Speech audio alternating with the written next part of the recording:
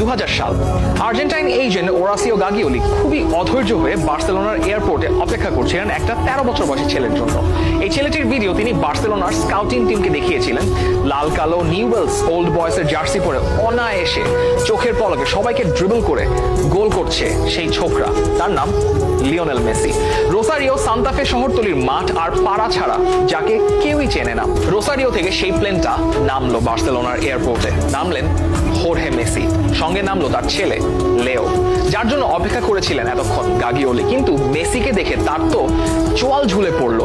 নিজের চোখে বিশ্বাসই করতে যেন পারছিলেন না সেই সময়। তিনি মনে করলেন যে তাকে বোধহয় ঠকানো হয়েছে, এটা তো হতেই পারে না। তিনি পরে এই ব্যাপারটা নিয়ে বলেছিলেন যে তিনি ভাবছিলেন মেসিকে দেখে যে এমন পাটকাঠির পা নিয়ে কেউ কিভাবে ফুটবল খেলবে।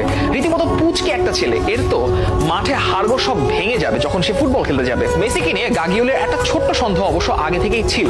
গ্রোথ হরমোনের সমস্যা যে মেসির আছে তিনি সেটা আগে থেকেই জানতেন যে মেসিকে পেডিয়াট্রিক এন্ডোক্রায়োলজিস্ট দেখানো হয়েছে। নিউয়েলসে তার চিকিৎসার খরচ বহন করতে চায়নি, অর্থাৎ নিউয়েলস থেকে যখন মেসি আসছিলেন, মেসি তখন নিউয়েলসের সাথে কথা বলেছিলেন, মেসির বাবা নিউয়েলস সেই খরচ বহন করতে চায়নি। বার্সাও আপাতত 2 সপ্তাহের জন্য ট্রায়ালে ডেকেছে, তবে মেসিকে যদি সাইন করাতে হয় তবে পুরো পরিবারকে বার্সেলোনায় রাখার খরচ সঙ্গে চিকিৎসার খরচটাও তাদের দিতে হবে। বার্সেলোনা এ ব্যাপারে কিছুটা দোনোমনার মধ্যে ছিল, তারা সন্দিহান ছিল যে আসলে এই ব্যাপারটা তারা নিবে কিনা। তবে এয়ারপোর্টে নামার পরের দিন বার্সার ইউথ টিমের হয়ে মেসি খেলতে নেমেছিলেন। সেই মেসিকে নিয়ে যত সন্দেহ দানা বেঁধেছিল বার্সা বোর্ডের এবং গাগিওলির, পুরোটাই চলে গিয়েছিল তার ট্রেনিং সেশনটা দেখে। গাগিওলি বলেছিলেন এই ব্যাপারটা নিয়ে এক সময়। সেখানে উপস্থিত ছিলেন সে সময় বার্সার টেকনিক্যাল ডিরেক্টর কার্লোস রেশাকো। সেই বছরের ডিসেম্বর মাসেই গাগিওলি জোসেফ মারিয়া মিঙ্গেলার উপস্থিতিতে যিনি মেসিকে বার্সার জন্য সাইন করিয়েছিলেন। মেসিকে নিয়ে মানুষের এরকম মুগ্ধতা এবারে কিন্তু প্রথম ছিল না। মেসিকে দেখার মুগ্ধতা এর আগে প্রথম টের পেয়েছিলেন মেসির প্রথম কোচ সালভাদোর আপেরিসিও। তার দলের খেলা ছিল সেদিন, কিন্তু তার একজন প্লেয়ার শর্ট ছিল। আপেরিসিও মাঠের স্ট্যান্ডের দিকে তাকালেন, দেখলেন স্ট্যান্ডে ছোট্ট একটা ছেলে একাই খেলছে। পাশে তার মাকে আপেরিসিও বললেন ছেলেটাকে তার লাগবে। মা সেলিয়া মারিয়া কুচিত্তিনি বললেন তার ছেলে ফুটবল খেলতেই জানে না। কিন্তু কোচ গো ধরে বসলেন মেসিকেই তার লাগবে। মেসি মাঠে নামলেন, সবাইকে ড্রিবল করে চলে গেলেন, আর আপেরিসিও শুধু মুগ্ধ হয়ে দেখলেন।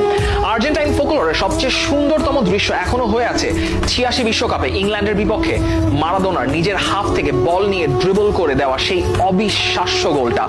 2007 সালে মেসি হেতাফের বিপক্ষে করেছিলেন ঠিক সেরকমই আরেকটা গোল। আপেরিসিও এক সাক্ষাৎকারে বলেছিলেন তার কাছে মারাদোনার চাইতে মেসির গোলটাই বেশি ভালো লেগেছিল। মেসিকে পিচে তিনি যতবারই এভাবে খেলতে দেখেছেন ততবারই তিনি কেঁদেছেন। সে কান্না কেমন কান্না সেটা হয়তো আপনারাও অনেকবার টের পেয়েছেন।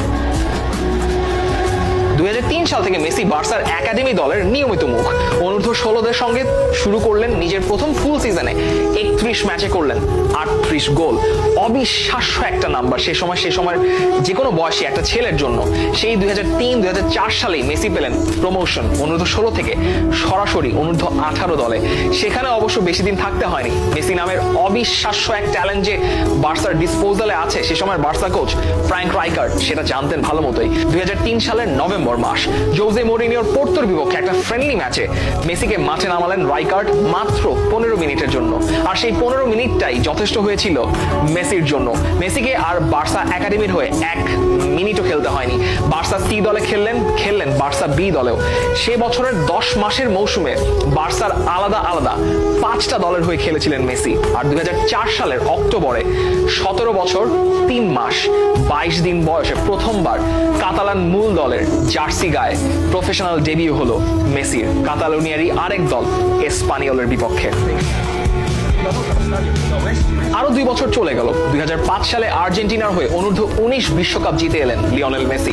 এদিকে মেসিকে নিয়ে তো স্পেনে বিরাট সাড়া পড়ে গেছে। মেসির মতো একজন বার্সা দলে জায়গা না পেলে সেটা হবে রীতিমতো একটা ঘোরতর অপরাধ, লিখলো বার্সা পত্রিকা এল পাইস। তখন মাত্র 3 জন নন স্প্যানিশ প্লেয়ার খেলতে পারতেন লা লিগার দলগুলোতে। মেসি যেহেতু আর্জেন্টাইন, স্প্যানিশ নন, সেই জন্য সেই কোটা পূরণ করার জন্য আসলে মেসির জায়গা হচ্ছিল না। মেসির স্প্যানিশ সিটিজেনশিপের জন্য অবশ্য তখন চেষ্টা তদবির চলছিল, তবে সে সময় তো কোনো ফ্রেন্ডলি ম্যাচ খেলতে তার বাধা ছিল না। সিজন শুরুর আগে বার্সার চিরাচরিত হুয়ান গ্যাম্পার ট্রফির ম্যাচ এলো। সেবার সেই ট্রফির ম্যাচে ফাবিও কাপেলোর ইউভেন্টাস এলো বার্সেলোনার সঙ্গে খেলতে।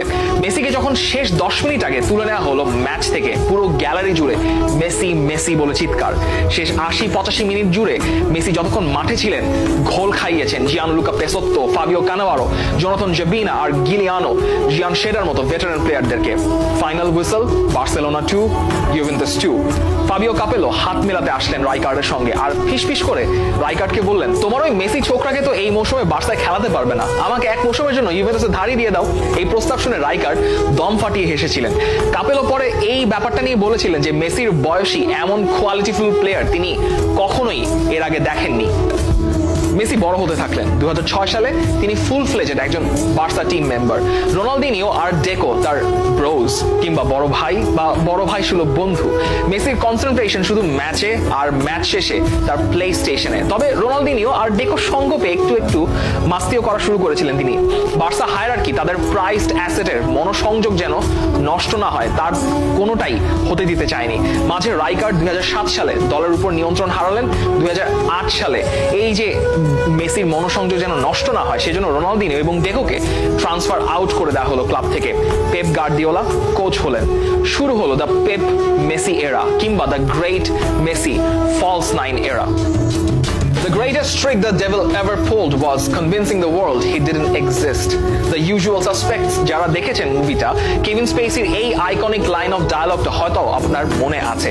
এই ডায়ালগের অরিজিন 19 শতকে যখন শার্ল বোডলেয়ার প্রথম লিখেছিলেন, one of the artifices of the Satan is to induce men to believe that he does not exist. এই কথাগুলো বলার একটাই কারণ পেপ গার্দিওলার অধীনে Messi became the devil. Guardiola induced a trick that made Messi invisible. Defenders didn't know whom to track, whom to defend. From a winger, Messi was transformed into a false nine. এর আগে magical ম্যাজায়ার্স এর নান্দর হিরিগুতি এই জাদুটা দেখিয়েছেন হাঙ্গেরির false নাইনের জাদুটা।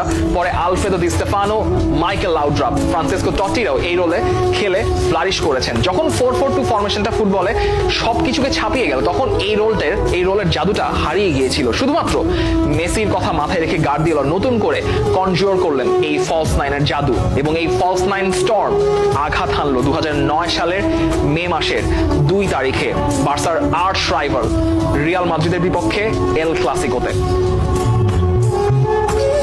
সাধারণত ম্যাচের আগের দিন রাতে গার্দিওলা নিজেকে তার অফিসে বন্দি করে রাখেন। খুবই সফট একটা মিউজিক ছেড়ে রাখেন, ওয়াইন হাতে অপোনেন্টের ভিডিও দেখে সেগুলোকে কাটাছেড়া করেন। চট করে ভিডিওতে একটা জিনিস দেখে রিয়াল মাদ্রিদে তিনি ল্যান্ডফোন হাতে নিলেন। রাত তখন বাজে 10টা। তিনি ফোন করলেন লিওনেল মেসিকে, বললেন তুমি এই মুহূর্তে যেখানে আছো এখনই অফিসে আসো, তোমাকে একটা গুরুত্বপূর্ণ জিনিস দেখাতে হবে। মেসি বার্সা অফিসের করিডোর ধরে পেপের রুমে এলেন। পেপ বললেন, মেটজেলদার আর কানাভারোর পেছনের স্পেসটা দেখো। ওরা রিয়াকশন নিতে যে সময়টা নেয় সেখানে অনেক বড় একটা স্পেস ফাঁকা পড়ে থাকে। এখন থেকে এটাই হবে দা মেসি জোন। যখন আমি সংকেত দেব এতোর সঙ্গে সুইচ করবে। মেসি সবকিছু শুনলে মাথা নেড়ে বিদায় নিলেন। ম্যাচের দিনে 10ম মিনিট, লেফট উইংয়ে থিওরি অরি, রাইটে মেসি আর সেন্টার ফরওয়ার্ড রোলে স্যামুয়েল এতো। গার্দিওলা সেই সিগন্যালটা দিলেন। এতো শিফট করলেন রাইট উইংয়ে আর মেসি নেমে এলেন মিডফিল্ডে। The tip of the diamond, ক্রুইফের ড্রিম টিমের 3-4-3 ফরমেশনে যেই টিপ অফ দ্য ডায়মন্ড ছিল সেখানে এলেন মেসি। রিয়াল ডিফেন্ডার ক্রিস্টোফ মেটজেলডার এবং ক্যানাভারো রীতিমতো বোকা বনে গেলেন। মেটজেলডার ক্যানাভারোকে বললেন, এখন কি করব, ওকে মিডফিল্ডে ট্র্যাক করব নাকি নিজেদের জোনে টাইট থাকবো?